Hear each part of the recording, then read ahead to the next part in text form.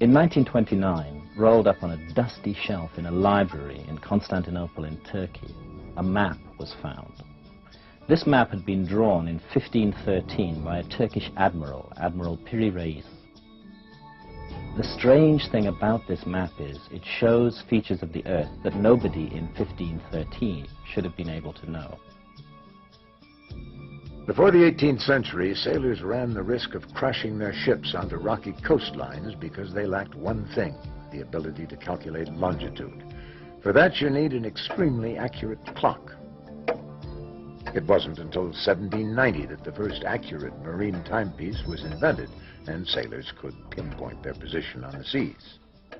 And as Piri Reis himself told us, that knowledge was not his knowledge. It was knowledge that he'd borrowed and copied from earlier maps. And he stated on the map that it was based on more than 20 source maps, and that some of these maps went back to the time of Alexander the Great, or even earlier, in other words, to before the time of Christ.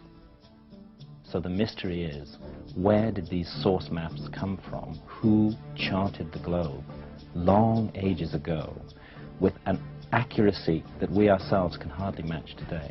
The strange thing about this map is it shows features of the Earth that nobody in 1513, let alone thousands of years previously, should have been able to know. It shows Antarctica, and it shows South America and Africa in perfect relative longitudes.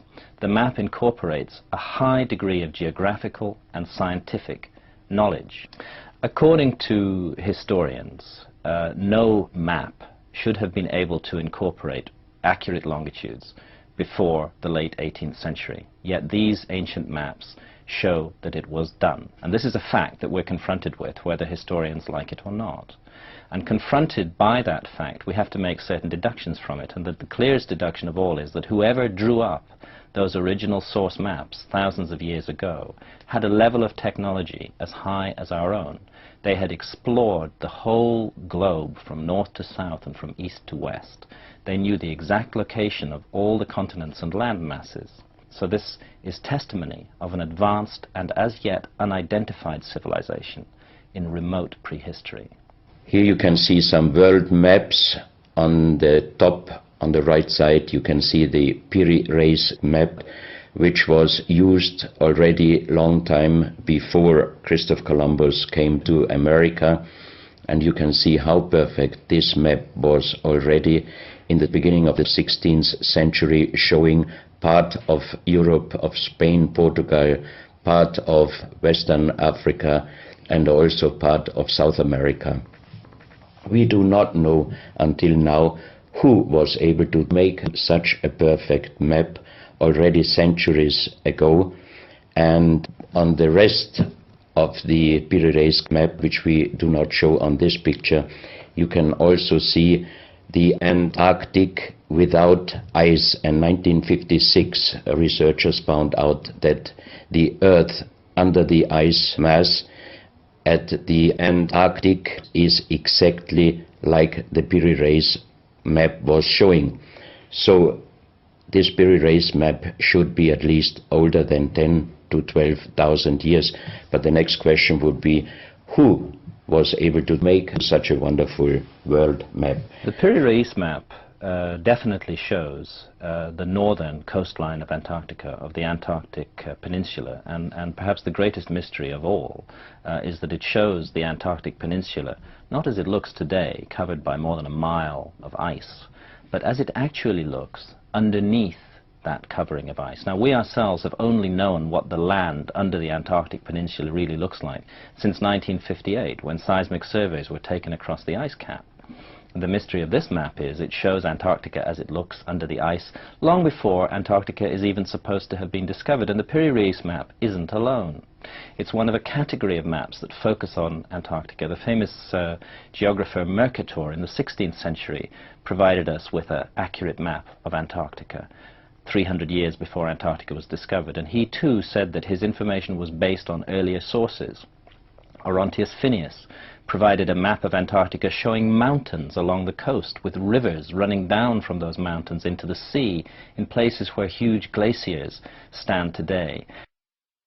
And perhaps the most amazing map of all was drawn by Philippe Bouache, a French cartographer in the 18th century, again based on earlier source maps, which gives us an almost perfect rendering of the whole continent of Antarctica as it actually looks underneath the ice.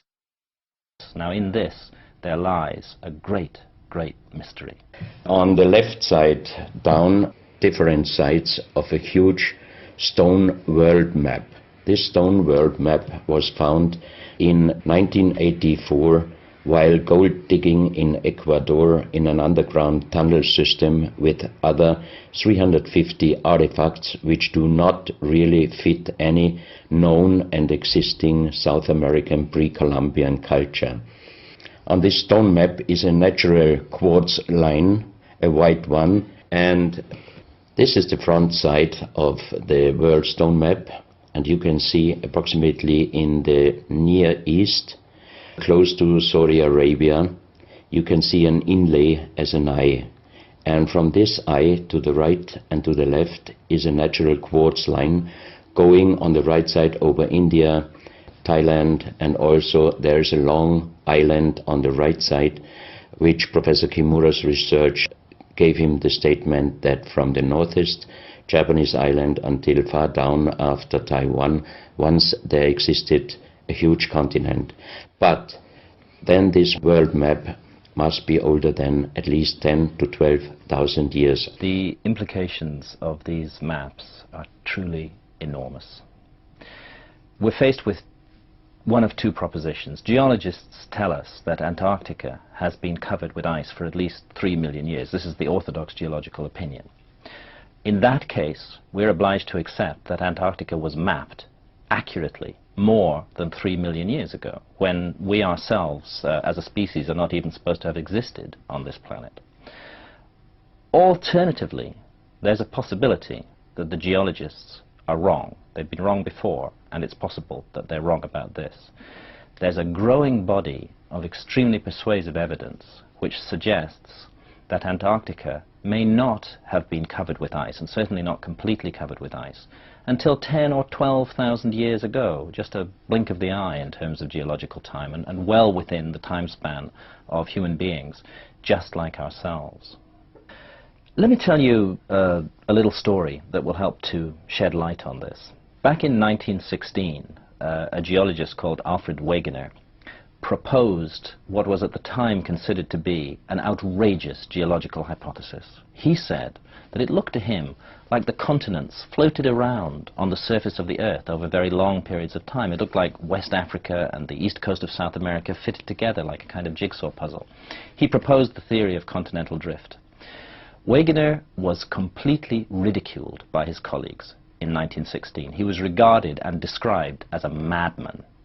By 1960, the theory of continental drift was being taught as orthodox geology in all our schools. I tell you this story to illustrate that geology is about theories, and theories change in time. And sometimes what seem like outrageous theories get supported by later evidence. In 1953, another outrageous geological theory was proposed. It was proposed by a man called Charles Hapgood, a professor in America, and he suggested a very intriguing possibility, which is that the entire outer crust of the Earth, you know, we live on an 8,000-mile thick planet, and the crust, the hard crust of the Earth on which we all live, is only 30 miles thick. According to Hapgood's theory, this crust of the Earth can sometimes slip in one piece around the core of the Earth, rather like the loose skin of an orange moving around the fruit at the center of the orange. Now, interestingly enough, Hapgood's theory received an extremely strong endorsement at the time from one of the greatest minds of our century, Albert Einstein, who liked the physics of the theory. And I think if Einstein had lived, that we might have seen the theory of Earth crust displacement much more mainstream today than it actually is. But this theory explains how and why Antarctica could have been ice-free as recently as 12 or 15,000 years ago, quite simply because at that time the Antarctic continent was not positioned dead center within the Antarctic Circle, as it is today, but was positioned further north, about 2,000 miles further north, according to Hapgood's and Einstein's evidence, and that a massive one-piece displacement of the crust of the Earth forced that continent southwards, dead center into the Antarctic Circle, and it was only then that the 2-mile and 1-mile thick ice cover that cover various parts of it today actually began to build up.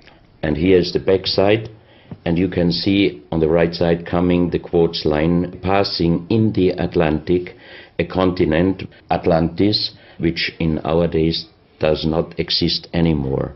It's just possible that as recently as 12 or 15,000 years ago, Antarctica wasn't covered by ice as it is today. The evidence is mounting to suggest that Antarctica hasn't always been where it is today, that it has been shifted south into the polar latitudes where everything freezes. For example, they found fossilized forests in Antarctica.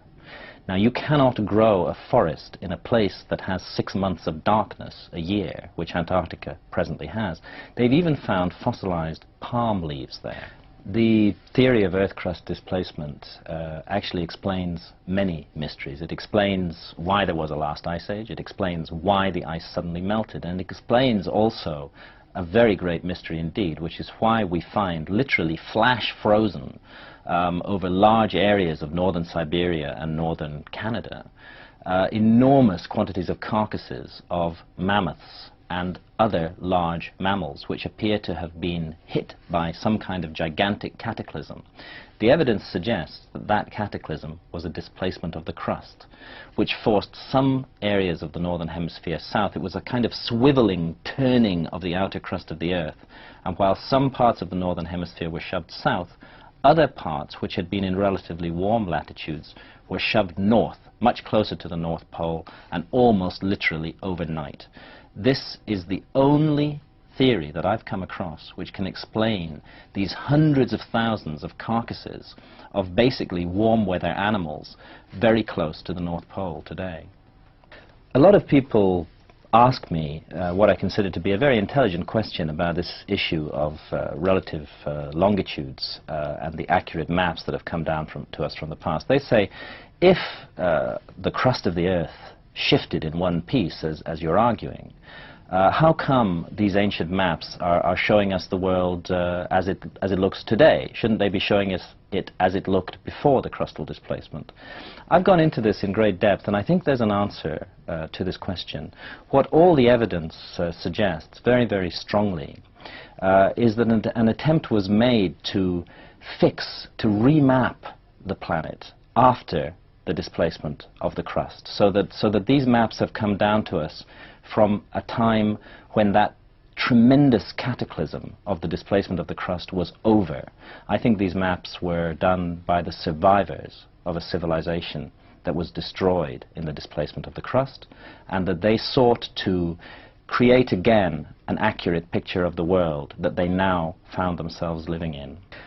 All over the world we find traces of what I call the fingerprints of the gods, the echoes, the memories, the monuments left behind by a civilization that has not been identified by historians. But the great problem is that all we find are these faint hints and traces. We find the fingerprints, but we don't find the body. Now, coming down to us from the remote past is a whole category of legends, of which the most famous is the legend of Atlantis, that speaks of a continent on which a great advanced civilization existed long ages ago. The problem with the whole notion of Atlantis, and what's really scuppered it as a workable theory up to now, has been the fact that nowhere around the Earth has anybody been able to find any traces of a lost continent. The idea that it's on the ocean bottoms doesn't work, because the ocean bottoms have all been mapped, and there's no lost continents down there, either in the Atlantic or in the Pacific or anywhere else. Canadian researchers, Rand and Rose Flemath, came up with an answer to this problem, which I personally find very convincing, and which ties in very closely to the theory of Earth crust displacement. Their answer to the problem is very simple. They say that the lost continent of Atlantis is actually Antarctica, and that it's under 2 miles of ice at the South Pole that we are going to find the great engineering works, the harbors, the buildings, the libraries of this lost civilization. That's where we're going to find the body, as it were, instead of just the fingerprints. I think that it's very important that these ideas should be taken seriously. We're operating in the realm of theory here. This is how human knowledge moves forwards, and theories can be tested. The theory that there may be the remains of a great lost civilization lying under the ice in Antarctica is a theory that can be tested. We have the technology and the ability to do it. All that it requires is the political and economic will to go to Antarctica and to use the latest techniques to look under the ice and see what's there. I think we should look. I think the case is compelling enough to justify